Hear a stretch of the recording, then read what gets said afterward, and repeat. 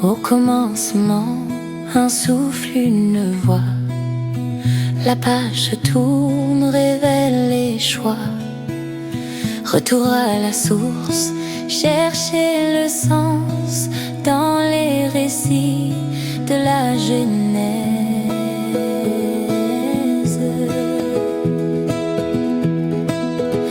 Bienvenue dans Fondation, un écho, une révélation. Ouvrons le livre, ouvrons nos cœurs avec Zoé, Henrique et le pasteur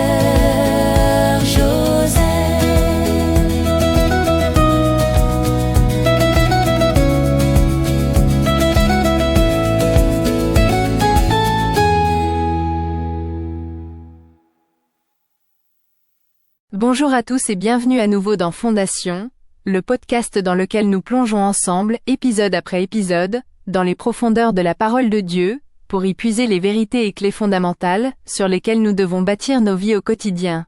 Le premier livre de la Bible, la Genèse, est actuellement l'objet de notre conversation. Je suis Zoé, votre animatrice. Nous avons laissé la semaine dernière Jacob, maintenant Israël, dans une situation délicate après le massacre de Sichem. Il est haï des habitants du pays et craint pour sa sécurité. Mais c'est souvent dans ces moments de crise que Dieu intervient de manière directe. Aujourd'hui, nous allons assister à un tournant majeur dans la vie de Jacob, un retour aux sources, un appel à la purification, et des pertes douloureuses qui le façonneront encore plus. Nous terminerons en explorant la lignée d'Ésaü, l'autre branche de la famille, souvent oubliée. Pour explorer Genèse 35 et 36, je suis avec le pasteur Joseph de l'Église, bienvenue dans la maison de Dieu, et avec Henrique, enseignant dans l'école de formation biblique de la même église. Bonjour. Bonjour Zoé. C'est un épisode qui nous rappelle que même après de grandes victoires ou de grandes erreurs, Dieu nous appelle toujours à revenir à lui, à nous purifier et à renouveler notre alliance. Bonjour Zoé. Oui, Genèse 35 est un chapitre clé de transition, un moment de refondation pour la famille d'Israël. Le chapitre 36, lui, est comme une parenthèse qui nous offre une perspective unique sur le destin de l'autre lignée, celle d'Ésaü. Un programme riche en enseignements et en rappels importants. Pasteur Joseph, pour nous préparer à recevoir la purification et le renouveau que Dieu nous offre, et à comprendre sa souveraineté même dans les généalogies, pourriez-vous ouvrir notre temps par la prière? Avec un cœur ouvert à la sainteté de Dieu. Prions, Père Céleste, nous te remercions pour ta fidélité inébranlable. Merci de nous rappeler que tu es un Dieu de seconde chance, un Dieu qui nous appelle toujours à revenir à nos premières amours, à nous purifier de tout ce qui nous éloigne de toi. Nous te demandons de nous parler à travers ces textes, de nous aider à comprendre l'importance de la sainteté et de la consécration. Aide-nous aussi à voir ta main dans chaque généalogie, chaque histoire, car ton plan est plus grand que nous ne pouvons l'imaginer. Au nom de Jésus, Amen. Amen, merci pasteur. Le chapitre 35 s'ouvre sur un commandement direct de Dieu à Jacob. Lève-toi, monte à Béthel, et demeure-y. Et là tu feras un autel au Dieu qui t'apparut, lorsque tu fuyais devant Ésaü ton frère. C'est un appel crucial au retour aux sources. La famille de Jacob vient de commettre un acte odieux à Sichem, et elle est dans une position vulnérable. Dieu intervient pour les rediriger vers le lieu de la première rencontre de Jacob avec lui, il y a 20 ans. C'est un appel à se souvenir des promesses originelles, à revenir à l'endroit où la foi a commencé. C'est ce que nous devons tous faire quand notre vie est en désordre, quand nous sommes contaminés par le monde, revenir à notre Béthel, à l'endroit de notre première rencontre avec le Seigneur. Et la première chose que Jacob fait, c'est un appel à la purification au sein de sa famille. Il leur dit, « ôtez les dieux étrangers qui sont au milieu de vous, purifiez-vous et changez de vêtements. » C'est une révélation choquante. Malgré la promesse de Dieu, malgré la rencontre de Péniel, il y avait encore des idoles étrangères et des pratiques païennes dans la maison de Jacob. Rachel avait volé les téraphim, idoles domestiques, de Laban. Et d'autres devaient en avoir aussi. C'est un rappel puissant pour nous. La présence de Dieu ne garantit pas automatiquement la pureté de notre cœur ou de notre maison. Le danger du syncrétisme, de mélanger la foi en Dieu avec des pratiques mondaines ou idolâtres, est constant. Jacob exige une purification complète, enlever les idoles, se purifier rituellement, peut-être des bains, et changer de vêtements, symbolisant un changement d'identité et de comportement. C'est un acte de consécration, un nettoyage spirituel avant de se présenter à Dieu. Et après cette purification, ils se dirigent vers Béthel, et Dieu les protège miraculeusement. Oui, le texte dit, « La terreur de Dieu fut sur les villes qui les entouraient, et ils ne poursuivirent point les fils de Jacob. La réputation des fils de Jacob après Sichem aurait dû les rendre vulnérables, mais la protection de Dieu est là. Et à Béthel, Jacob dresse un autel, le nomme El-Béthel, le Dieu de Béthel. Et Dieu lui apparaît à nouveau. Cette rencontre à Béthel est une confirmation solennelle. Dieu non seulement réaffirme les promesses de l'alliance, la terre, la descendance nombreuse, la royauté, mais il confirme aussi le nouveau nom de Jacob, ton nom ne sera plus Jacob, mais Israël sera ton nom. C'est plus qu'un surnom. C'est un changement d'identité et de destinée, une reconnaissance publique de ce qui s'est passé à Péniel. Jacob, l'escroc, est maintenant Israël, le prince de Dieu. Ce chapitre est aussi marqué par des deuils. Déborah, la nourrice de Rebecca, meurt, puis Rachel, et enfin Isaac. C'est la nature de la vie. Au milieu des promesses et des bénédictions, il y a la perte et le deuil. La mort de Déborah nous rappelle que Jacob, même adulte, était encore entouré de ceux qu'il avait aimés et servis. La mort de Rachel, qui donne naissance à Benjamin sur le chemin d'Ephrata, est un moment de douleur intense. Elle meurt en donnant la vie, et son dernier acte est de nommer son fils Ben-Oni, fils de ma douleur. Mais Jacob le renomme Benjamin, fils de la droite ou fils de la force, transformant la douleur en espoir. Et la mort d'Isaac à la fin du chapitre marque la fin d'une ère. Il avait 180 ans. Ses deux fils, Ésaü et Jacob, se réunissent pour l'enterrer. C'est un beau tableau de réconciliation finale au-delà de toutes les douleurs passées. Isaac, qui était si partial et qui avait tenté de déjouer le plan de Dieu, repose enfin en paix, ses deux fils unis dans le deuil. Après tous ces drames familiaux, le chapitre 36 est une longue généalogie, celle d'Ésaü, le frère de Jacob. Pourquoi la Bible nous donne-t-elle autant de détails sur une lignée qui ne portera pas la promesse? C'est une question excellente et fondamentale pour comprendre le plan de Dieu. Ce chapitre est une parenthèse, un interlude. Il sert à plusieurs objectifs importants.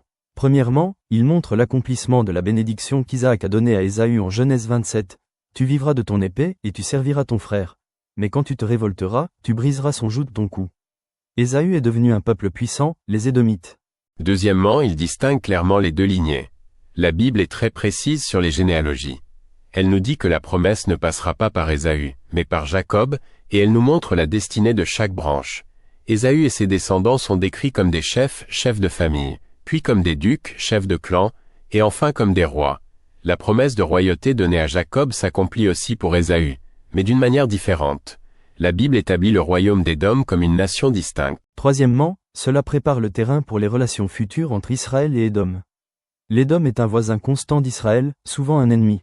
Comprendre leur origine, leur puissance et leur chef aide à contextualiser de nombreux récits ultérieurs dans l'Ancien Testament. Par exemple, les rois d'Édom régnaient avant qu'il n'y ait un roi en Israël. Cela souligne l'importance et l'ancienneté de cette nation. Donc, même si Ésaü n'est pas le porteur de l'alliance messianique, il n'est pas oublié par Dieu dans le déroulement de l'histoire. Pas du tout. Cela renforce la souveraineté de Dieu. Dieu a choisi Jacob par grâce, mais il n'a pas abandonné Ésaü. Il l'a aussi béni et a permis à sa descendance de prospérer et de devenir une nation puissante. Cela nous rappelle que Dieu a un plan pour chaque individu et pour chaque peuple, même s'ils ne sont pas au centre de la lignée messianique. Chaque personne, chaque nation a sa place dans l'histoire de la rédemption. Et n'oublions pas que la généalogie d'Ésaü montre aussi le danger de l'assimilation et du mélange. Ésaü avait épousé des femmes cananéennes et même une fille d'Ismaël. Ses descendants se sont mélangés et ont perdu l'identité pure que Dieu voulait pour le peuple de l'Alliance. Cela souligne l'importance pour le peuple de Jacob, Israël, de rester distinct et pur. Ce chapitre, bien qu'une généalogie, est donc plein de sens et nous prépare pour la suite de la Genèse. Quelle est la grande leçon à retenir de ces chapitres, Pasteur Joseph? La grande leçon est la constance de Dieu. Même quand la vie de Jacob est désordonnée, même après le scandale de Sichem, Dieu le rappelle à Béthel pour le purifier et confirmer ses promesses. La fidélité de Dieu n'est pas conditionnée par notre perfection. Il est fidèle à son alliance. Ces chapitres nous rappellent l'importance du renouvellement spirituel, de la purification constante et de la reconnaissance que c'est Dieu, et non nos propres efforts ou nos stratégies qui bâtit son peuple. C'est une parole encourageante. Pasteur Joseph, pour conclure, pourriez-vous nous guider dans une prière finale? Avec un cœur plein de gratitude pour la fidélité de Dieu. Prions, Père Céleste, nous te remercions pour ta fidélité inébranlable. Merci de nous appeler constamment à Béthel, au lieu de notre première rencontre avec toi, pour nous purifier de toutes les idoles et de toutes les souillures du monde. Pardonne-nous pour les fois où nous laissons des pratiques étrangères s'infiltrer dans nos vies. Nous te prions pour que tu confirmes tes promesses dans nos cœurs et que tu nous rappelles notre véritable identité en Christ. Merci de ce que tu es un Dieu de grâce qui ne nous abandonne jamais. Que nos vies soient des autels vivants pour ta gloire, comme Jacob l'a fait à Béthel. Au nom de Jésus, Amen. Amen. Merci infiniment à vous deux pour cette exploration si riche et si pertinente de ces chapitres. Jacob est maintenant bien établi en Canaan, avec 12 fils, mais l'histoire de sa famille ne fait que commencer. La semaine prochaine, nous allons nous concentrer sur la figure emblématique de Joseph. Son histoire, pleine de rêves, de jalousie fraternelle et de souveraineté divine, nous emmènera bien au-delà de Canaan. Ne manquez pas le prochain épisode de Fondation. Aussi, n'hésitez pas à vous abonner si ce n'est pas déjà fait, à commenter et surtout à partager ce podcast, pour le bien de tous ceux que vous aimez. L'Éternel vous bénisse et vous garde.